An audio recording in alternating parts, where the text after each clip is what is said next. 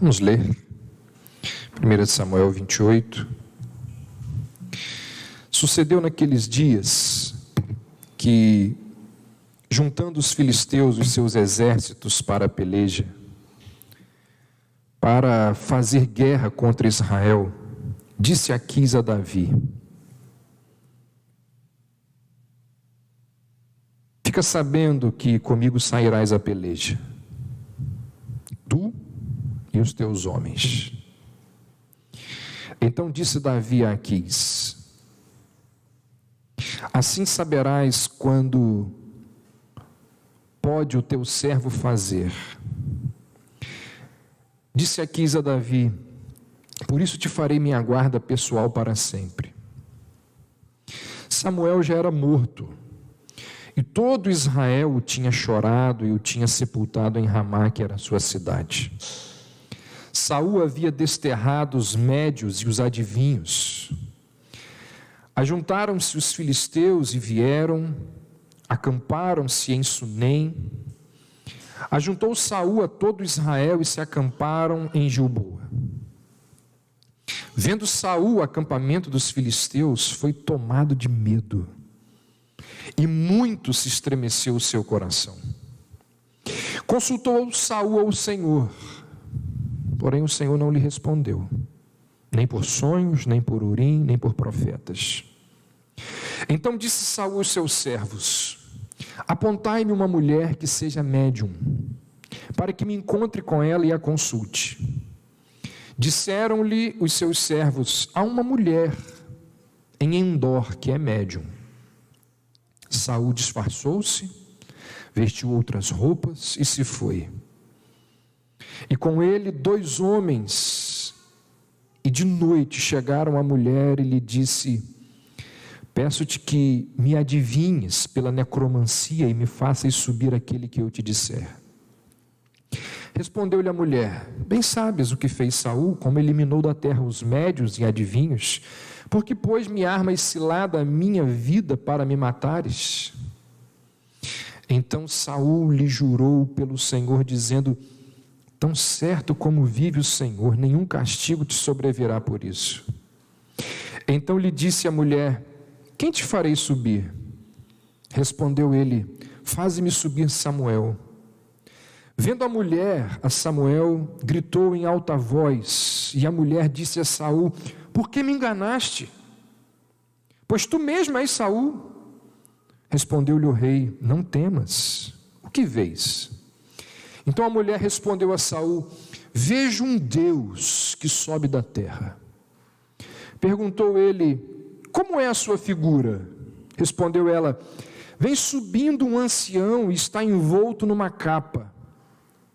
Entendendo Saul que era Samuel, inclinou-se com o rosto em terra e se prostrou.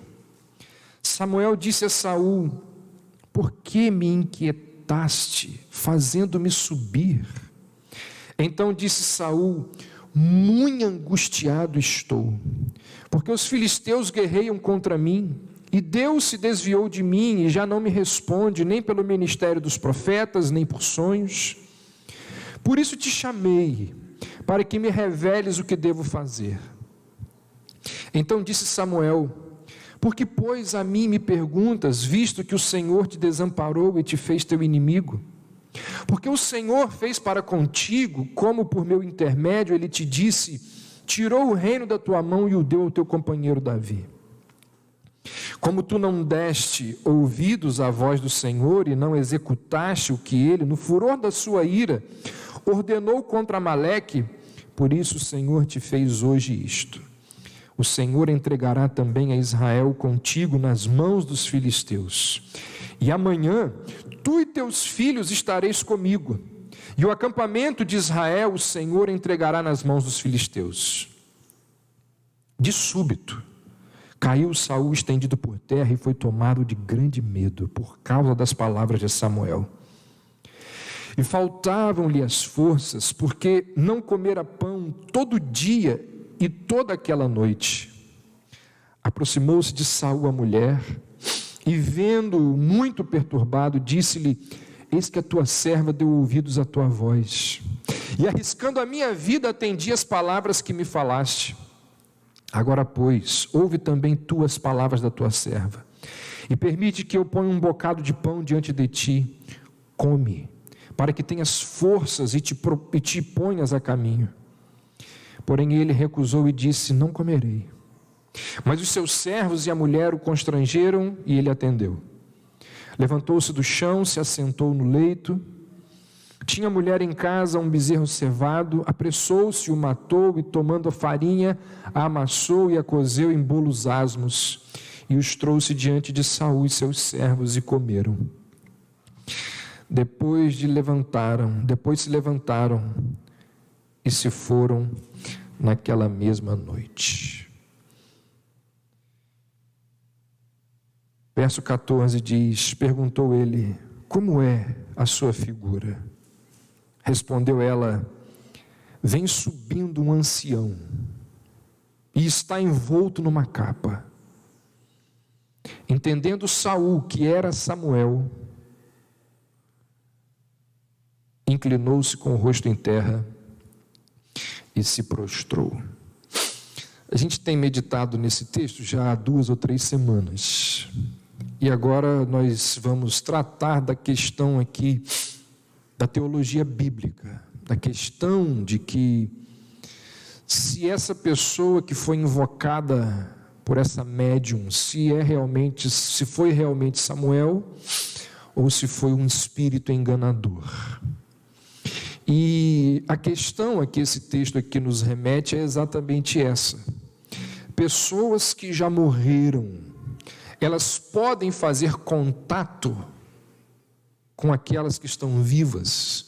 Um médium, ele é capaz de convocar uma pessoa que já morreu para que ela faça contato com alguém que esteja vivo. O que a gente pensa sobre isso? É interessante que quando a gente fala daqui, a gente acha que há um consenso, mas nem sempre é assim. Às vezes, quando a gente vai conversar de forma particular, a gente percebe que as pessoas têm algumas ideias meio esquisitas, mesmo sendo cristãs, mesmo fazendo parte de igreja e sendo doutrinada há muito tempo. Um dos pais da igreja, um homem chamado Tertuliano, ele disse lá no século II o seguinte: Deus proibiu que creiamos que uma alma, muito menos a de um profeta, possa ser invocada por um demônio. Lutero disse assim: quem poderia crer que as almas dos crentes, que estão na mão de Deus e no seio de Abraão, estivessem sob o poder do diabo? Calvino vai dizer assim: Deus nunca teria permitido que seus profetas fossem submetidos a essa conjuração diabólica, como se o diabo tivesse poder sobre o corpo e a alma dos santos que estão debaixo da guarda de Deus. Lutero, interpretando esse texto, ele vai dizer que o que aconteceu aqui, essa aparição, foi um engano de Satanás. Já Calvino vai dizer que aqui nós temos a ilusão da mente das pessoas envolvidas ali, tanto de Saul quanto da pitonisa. Então nós temos aqui 2 grandes intérpretes das Escrituras dizendo claramente que isso aqui não é verdade. O que aconteceu aqui não foi verdade. Apesar deles e de tantos outros intérpretes renomados das Escrituras entenderem que não foi Samuel quem apareceu aqui, nessa sessão espírita, porque nós estamos diante de um texto que narra uma sessão espírita. Existem alguns bons intérpretes da palavra de Deus que creem sim, que foi Samuel quem apareceu aqui. E eles entendem isso porque, segundo eles, existem alguns elementos aqui no texto que não podem ser ignorados. Por exemplo, eles vão dizer o seguinte: se Satanás tivesse aparecido para enganar Saul, Se foi um espírito demoníaco que apareceu ali, por que ele falou a verdade? Porque existem muitas palavras genuínas no discurso que esse ser, ele diz para Saul. Outra coisa, eles vão dizer o seguinte: não apenas Saul e a mulher descreveram o espírito como sendo Samuel, mas a pessoa que escreve o texto bíblico, ela também se refere ao espírito como sendo Samuel. Se você olhar aí no verso 15, a pessoa que narra o texto diz assim: então disse Samuel. Então a pessoa que está descrevendo o texto, ela está dizendo que foi Samuel. Além disso, eles vão dizer, o espírito que foi convocado e chamado ali, ele respondeu a Saul com a mesma mensagem que Samuel tinha dito a ele quando Samuel estava em vida. No verso 17 ele diz: o Senhor fez o que predisse por meu intermédio, ele rasgou das suas mãos o seu reino e deu o seu reino ao próximo rei, a Davi. Então esse espírito, ou seja lá quem foi, que foi a pessoa, o ser que foi invocado ali, ele confirma a palavra de Samuel.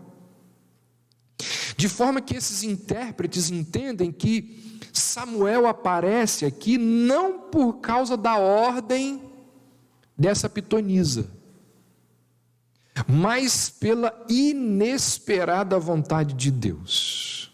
E aí isso explicaria por que a mulher, ela dá um grito e ela entra em choque, como diz aí o verso 12, quando ela percebe que é Samuel. Porque diz o verso 12: vendo a mulher, Samuel gritou em alta voz. Então eles entendem que esse grito, esse susto, deixam evidente que, primeiro, as atividades ocultas dela realmente eram fraudulentas, e quando ela se depara com uma coisa verdadeira, ela toma um susto. Ela sempre foi alguém que propôs fraudes, e quando ela se depara com uma cena verdadeira, ela se assusta. E além disso, ela fica tão chocada quanto Saul, quando um espírito realmente aparece para ela. Um dos melhores comentaristas bíblicos, que inclusive eu uso constantemente como estudo aqui das minhas mensagens, para preparar as minhas pregações, talvez seja um dos melhores comentaristas bíblicos, é um camarada chamado Matthew Henry. Olha o que ele diz: Deus permitiu, naquela ocasião, que a alma de um profeta morto viesse como testemunha do céu, enviando-o para confirmar a palavra que havia falado na terra. Então a ideia desses intérpretes é que Deus desejou dar um susto em Saul, dar um susto ali na feiticeira, mostrando através daquele espanto que as proibições dele não podiam ser infringidas impunemente. E aí eles ainda alegam o seguinte: Samuel não foi o último dos servos mortos de Deus a aparecer na terra em forma de espírito. Eles lembram que Moisés e Elias também apareceram lá no Monte da Transfiguração. Então, assim, existem alguns bons intérpretes que creem que Samuel apareceu aqui, contrariando esses intérpretes que acreditam que foi Samuel quem realmente apareceu nessa sessão espírita. Existem aqueles que argumentam que não foi Saul, e aí eles argumentam tentando desconstruir aquilo que os outros lá construíram. E eles dizem assim: primeiro, Saul não viu nada aqui. Saul não viu absolutamente nada. Olha aí no verso 12. Quando a mulher viu Samuel, gritou e disse a Saul. Então perceba, foi a mulher que viu Samuel, não foi Saul. E aí, a partir de uma vaga descrição, porque a descrição nem é tão clara assim aí no verso 14. A partir de uma vaga descrição da médium, olha o que diz o verso 14: entendendo Saul que era Samuel. Então, se ele já estava predisposto a entender ali que era Samuel, é o que o texto está dizendo. Olha, ele entendendo, chegando à conclusão dele, ele achou que foi Saul, que foi Samuel. E o grito de espanto que a mulher dá aqui, eles vão dizer, isso não quer dizer nada. Porque o texto não diz se foi a primeira vez que a mulher gritou. E nem diz se foi a última vez. O grito não foi porque ela viu Samuel, mas o grito foi porque ela percebeu que quem estava disfarçado ali diante dela era o Saul, o rei que proibia médiuns, que tinha desterrado médiuns ali na sua terra. E ela poderia morrer naquele momento ali, porque ela estava fazendo uma coisa que o rei proibiu. Então é um grito de espanto. Não porque viu a figura do Samuel, mas porque descobriu que quem estava diante dela era o Saul. Outra coisa, o diálogo que acontece entre Saul e Samuel não é diretamente entre Saul e Samuel. Esse diálogo ele é intermediado pela mulher. Ou seja, não existe nenhuma evidência de que o verdadeiro Samuel ele tenha dito qualquer das coisas que estão mencionadas aqui no texto. Porque quem fala é a mulher, não é o Samuel. É a mulher que serve de intérprete. Então ela poderia ter dito o que ela bem entendesse ali. Um outro detalhe interessante. Quem que conta essa história aqui? Porque se você olhar no texto, quem vai até a médium é Saul e 2 servos. Saul não tinha como contar essa história. Primeiro porque isso implicaria em abominação para ele mesmo. Segundo, porque dias depois ele morreu. Estava proibida ali a consulta aos médiuns, de forma que a história só pode ter sido contada após a morte dele. Quem contou a história? Só existe uma possibilidade.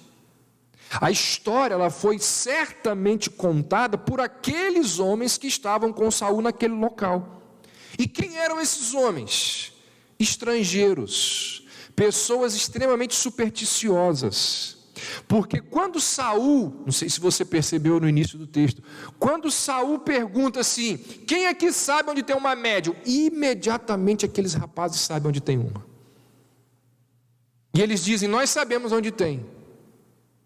São pessoas que já tinham ligação com esse contexto.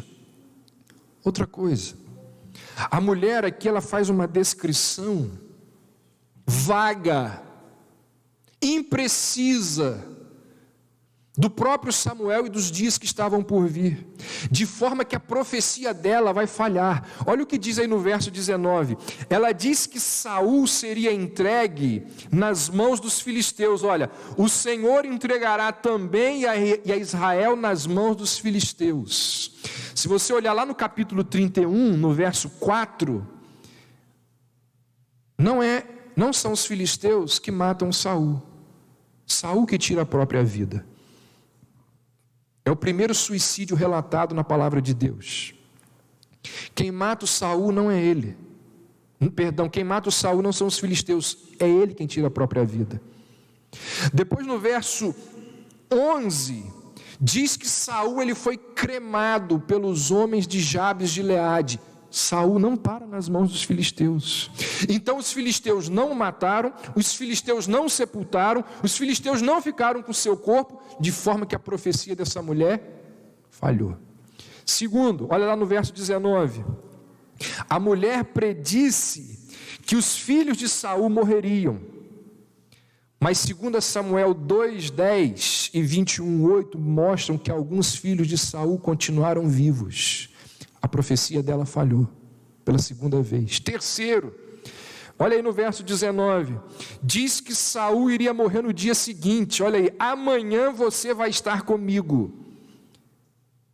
A história continua e Saul só vai morrer 19 dias depois desse acontecimento aqui, mostrando que a profecia falhou. Outra questão, Saul ele morre em pecado, morre longe de Deus. Samuel estava na presença de Deus. Sendo assim, como que Saul, que estava em pecado, morreria e iria para o mesmo lugar onde Samuel estava?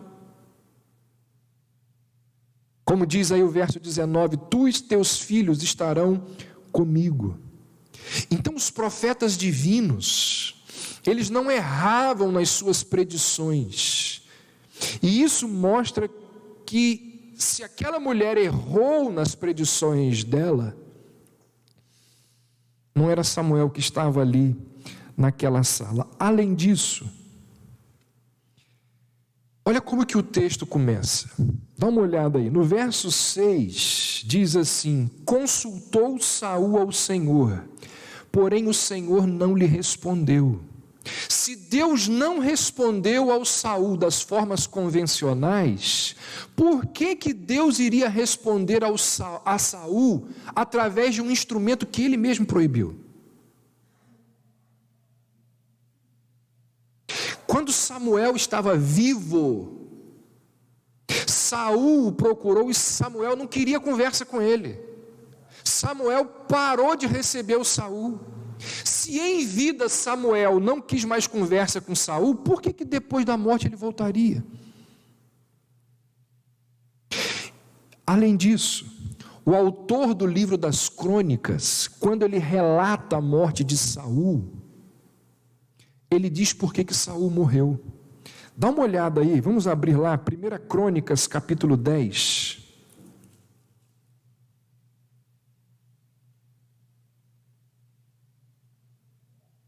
No verso 14,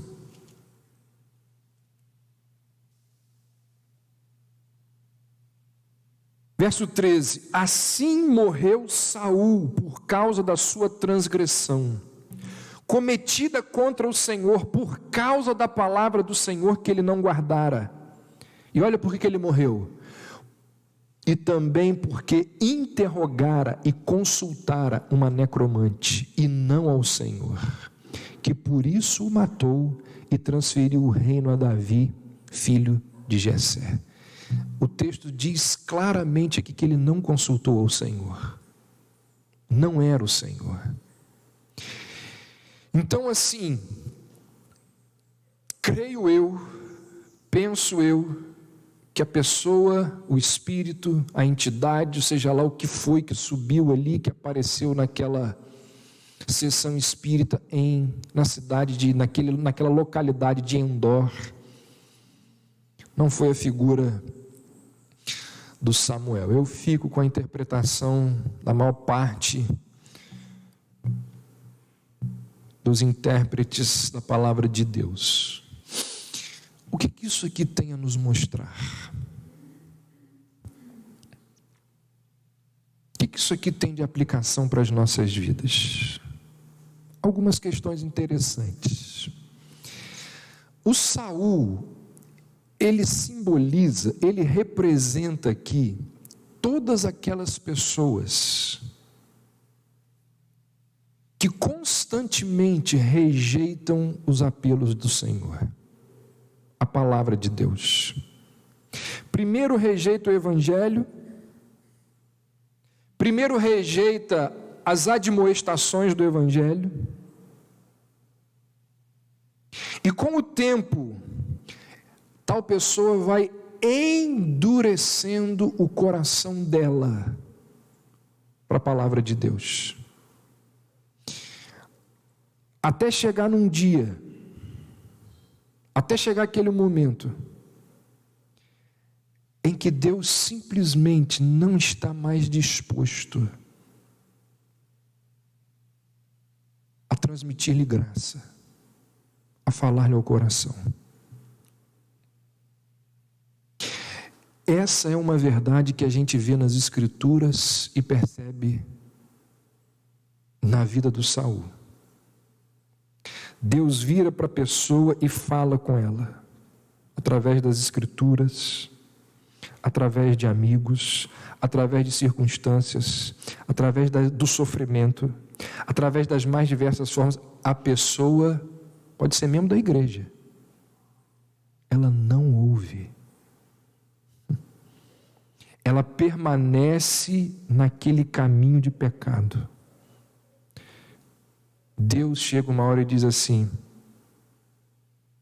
viva por sua conta e risco, colha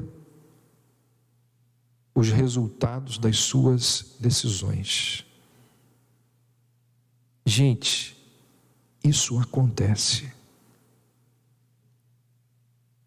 As pessoas não entendem que não existe juízo maior do que Deus entregá-la a ela mesma. Não tem aquela pessoa lá da igreja de Corinto que Paulo entregou para Satanás? Deus vira e diz assim: eu vou entregar você para você mesmo. Não é isso? Você está, há anos ouvindo sobre isso. Não quer mudar? Beleza. Vai viver a sua vida. A hora que as coisas começarem a dar errado, você clamar a mim, a pior coisa que Deus pode fazer a uma pessoa é entregar essa pessoa à sua própria vontade. O que você acha que aconteceria à sua vida se Deus retirasse de sobre ela a sua influência?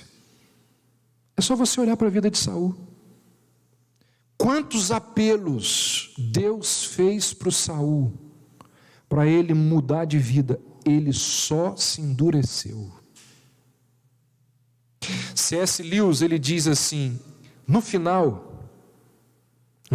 das contas, só existem dois tipos de pessoas: aquelas que dizem a Deus, seja feita a sua vontade, e aquelas a quem Deus diz, seja feita a sua vontade. Entendeu isso? Dois grupos de pessoas: uma que diz a Deus, seja feita a tua vontade, e outra, Deus diz para ela, seja feita a tua vontade. E aí Elias diz, essa é a diferença entre céu e inferno. Não só céu e inferno como destino eterno, mas céu e inferno já aqui. Porque vivem uma existência terrível. Olha para a vida do Saul. Só vai de mal a pior. Nada nesse mundo é pior do que termos Deus como nosso adversário. Então nós devemos estar muito atentos a um coração que não se dobra àquilo que tem sido ensinado a gente pela palavra de Deus. E aí, não tendo mais a possibilidade de arrependimento, Saul foi abandonado ao medo e à rejeição. Olha o que diz aí o verso 20: na mesma hora ele cai estendido no chão. Quando ele ouve ali a palavra daquele ser de que dava tudo errado, aterrorizado pelas palavras de Samuel, suas forças haviam se esgotado, pois ele tinha passado todo aquele dia, toda aquela noite sem comer. Olha a situação desse homem. Olha que momento trágico de um ser humano, na vida de um ser humano. Depois de consultar a pitonisa, essa consulta à pitonisa foi o auge, o momento, é o pior momento da vida dele, porque ele já vinha tombando. E agora a situação dele piora absurdamente. Ele não apenas é confrontado com o anúncio do ataque dos filisteus, mas ele percebe que ele está completamente abandonado por Deus. E que Deus vem com juízo e com morte sobre ele. Um comentarista bíblico, olhando para esse texto, ele diz, para essa situação do Saul aqui, ele diz assim: você pode estar exausto pelo trabalho onde seu patrão lhe trata da forma mais rude possível. Você pode perder a saúde e ter sérios problemas familiares, mas nada disso se compara com o trágico gemido de uma pessoa que diz: Deus se afastou de mim. Nada é pior do que isso.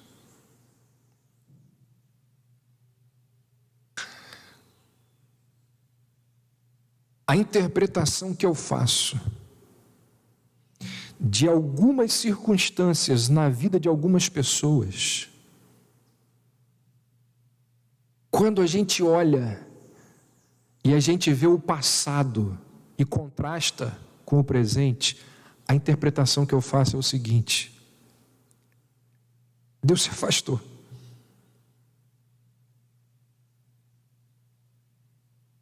Verso 21, vamos ler aí de novo. Aproximando-se de Saul a mulher, e vendo-o completamente perturbado, disse-lhe: eis que a tua serva deu ouvidos à tua voz, e arriscando a minha vida, atendi as palavras que me falaste. E aí ela continua, ela vê ali a situação terrível daquele homem, do rei, e ela vira para ele e diz assim: pelo menos coma alguma coisa. A sua situação é a pior possível, pelo menos coma alguma coisa. E essa foi a última refeição de Saul. Ali, na escuridão da última noite escura da sua alma nesse mundo, na companhia de servos estrangeiros e de uma feiticeira condenada. Tem noção disso? A última refeição desse homem foi com servos estrangeiros, preparada por uma feiticeira condenada para o inferno. Olha que fim trágico teve o rei de Israel. E aí, quando a gente pensa em Saul nessa situação, a gente lembra de uma outra ceia, de uma outra última ceia, lá no cenáculo, quando Jesus está ali com seus amigos. E Saul nos traz à mente um dos discípulos, que apesar de todos os seus privilégios, abandonou Jesus no seu coração. Assim como Saul, repleto de privilégios, mas abandonou a Deus. A gente lembra dessa última ceia, quando Judas viu os milagres, conviveu com Jesus, ouviu as mensagens, e apesar de tudo isso, João vai dizer assim sobre Judas: tendo recebido o bocado de Pedro, tendo recebido o bocado de pão, logo saiu. E João diz assim: e era noite. Vocês acham que aqui João se refere apenas ao tempo? Não. Quando João diz assim, e era noite, ele está lembrando também do estado da alma de Judas, do destino para o qual ele estava se voltando em incredulidade. Foi o ápice de Judas ali, em trevas.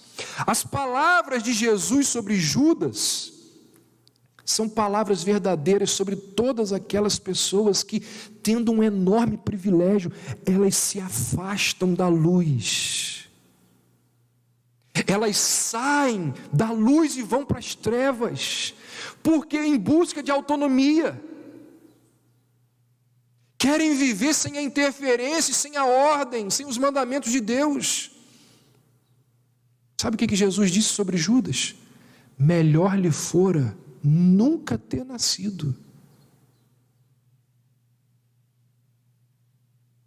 Depois da ceia, diz o texto que o próprio Jesus vai para a escuridão. Assim como Saul, Jesus recebe sobre ele, sobre a sua cabeça, a maldição de uma morte profetizada. Assim como Saul teve a morte profetizada, Jesus teve a morte dele profetizada. O único homem totalmente justo. Marcos diz: a hora nona, clamou Jesus em alta voz: Deus meu, por que me desamparaste? Quando o Filho de Deus se prepara para morrer, nas trevas amaldiçoadas do pecado, As palavras ditas a Saul pelo suposto Samuel podiam ser igualmente ditas sobre ele. Deus se desviou de mim, disse Saul, e já não me responde. A mesma coisa que Jesus disse: Deus meu, por que me desamparaste? No entanto, aqui a gente percebe essa grande diferença entre Saul, que tem uma última ceia e vai para as trevas, e Jesus, que tem essa última ceia e também vai para as trevas. Jesus nas trevas dos pecados pelos quais ele não cometeu. Mas o Saul aqui, com seu coração duro, na sua rebelião contra Deus, entra numa escuridão que duraria para sempre. Nesse momento, Saul está no inferno e permanecerá lá por toda a eternidade. Jesus, em obediência à vontade do Pai, ele entra ali nas trevas da condenação, para que o Pai afastasse a maldição de todos aqueles que creem, que descansam nele pela fé.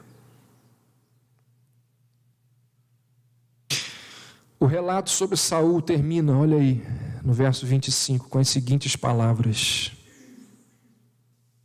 se levantaram e se foram naquela mesma noite.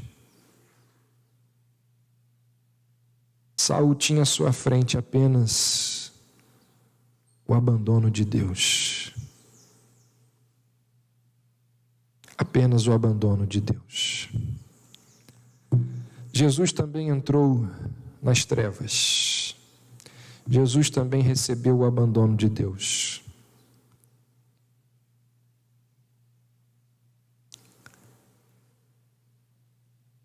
Mas no terceiro dia, ele ressurgiu, na luz daquele sepulcro que foi aberto. E todos aqueles que colocam seus pecados na cruz de Cristo, descansam na cruz de Cristo, podem conhecer, podem experimentar, descansar na alegria da vida eterna. A respeito desses, a Bíblia diz que nem a morte, nem a vida, nem os anjos, nem os demônios, nem o presente, nem o futuro, nem quaisquer poderes, nem altura, nem profundidade, nem qualquer outra coisa na criação será capaz de separá-los do amor de Deus que está em Cristo Jesus. Gente, a gente está acabando de falar sobre o Saul. Ainda vai ter algumas coisas sobre o relato da sua morte. Deixa eu te dizer uma coisa. Não ignore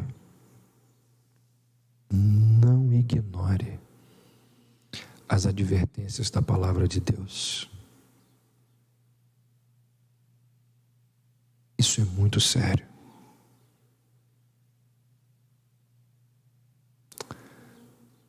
Deus tem nos falado. E quando nós fechamos os nossos olhos, os nossos ouvidos para aquilo que Ele nos diz, pode ser que Ele nos abandone. Pode ser que Ele nos entregue a nós mesmos.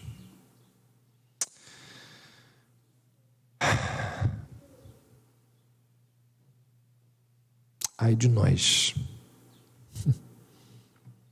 Ai de nós.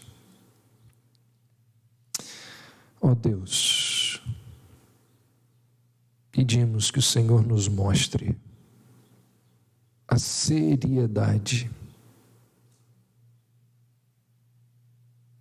de sermos entregues a nós mesmos, às nossas vontades. Não foi por acaso que o Senhor Jesus nos ensinou a orarmos: seja feita a tua vontade. Ó Deus, ajuda-nos a vivermos de acordo com a tua vontade.